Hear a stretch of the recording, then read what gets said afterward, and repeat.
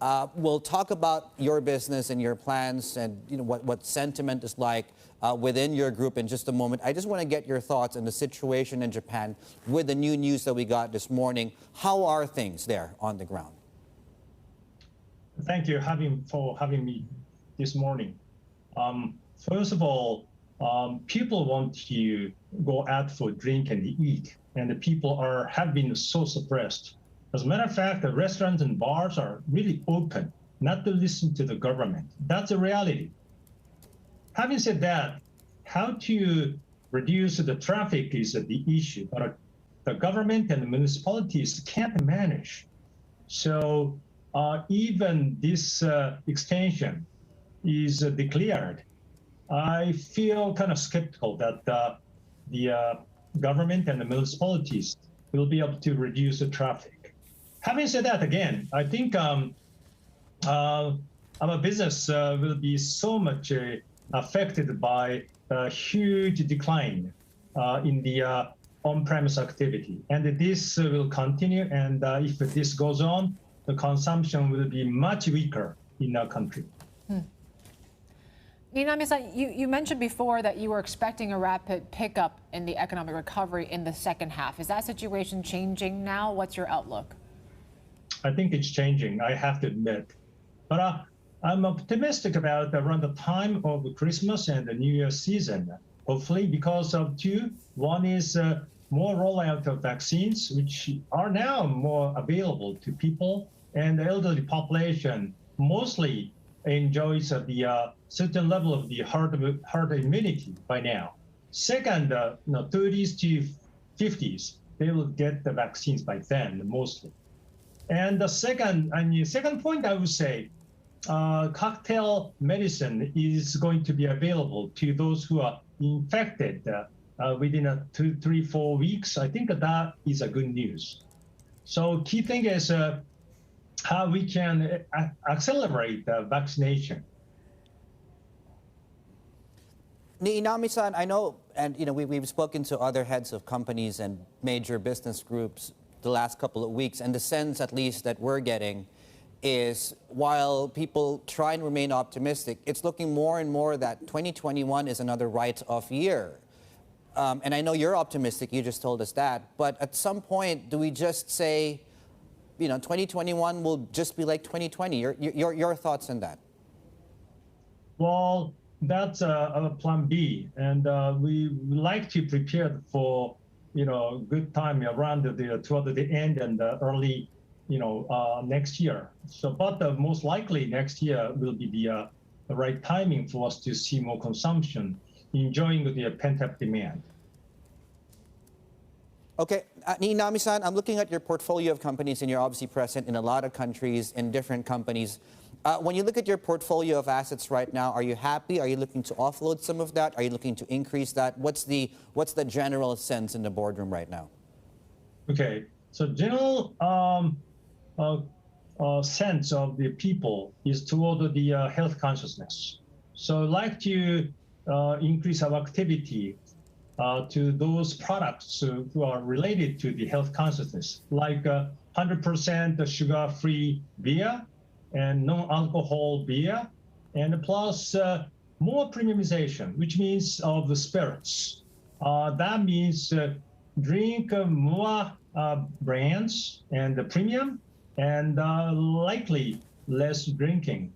But we are ready for that kind of trend, pretty much. And we are lots of products in pipeline for that. Alcohol sales obviously are a large part depend on restaurants being open, bars being open, Niinami-san.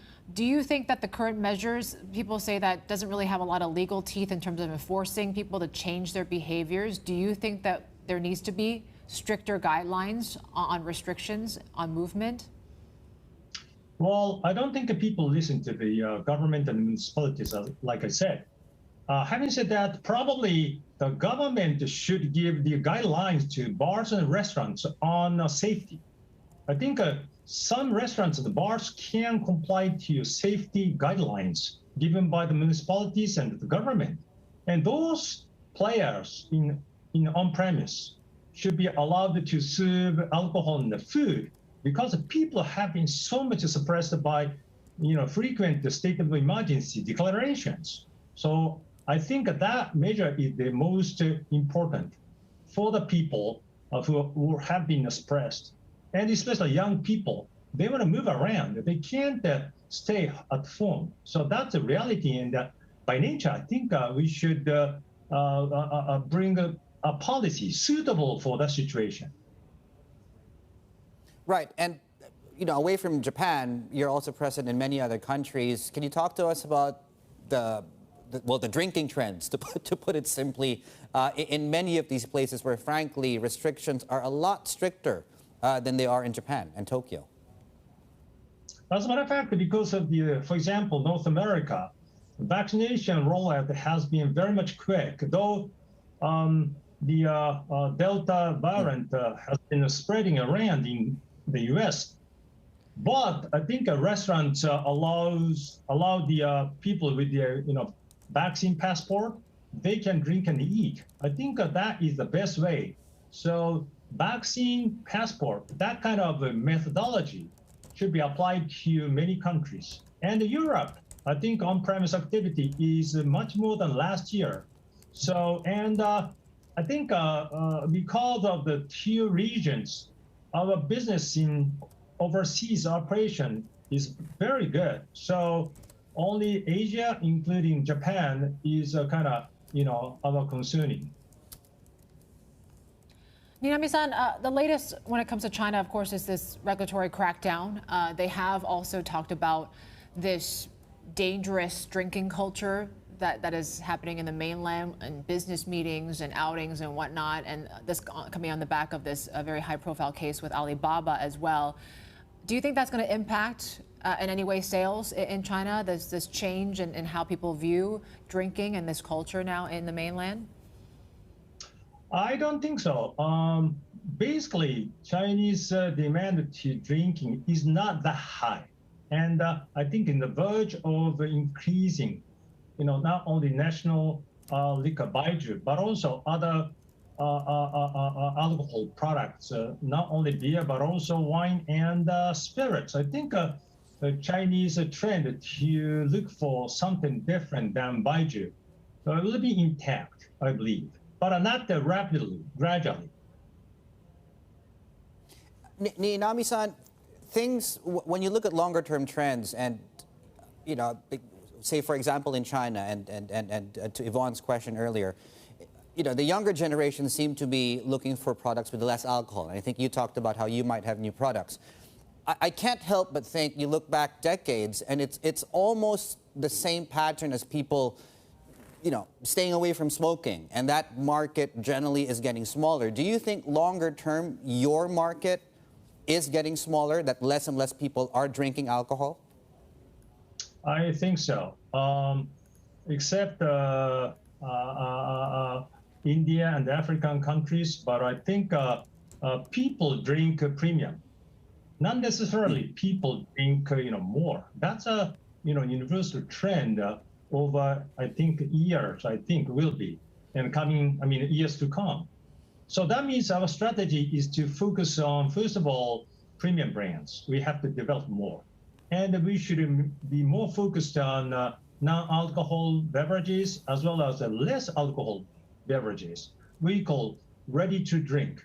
That's our strength because our portfolio comes from one soft drink skill and second spirits, which needs a huge skill. We have both portfolio.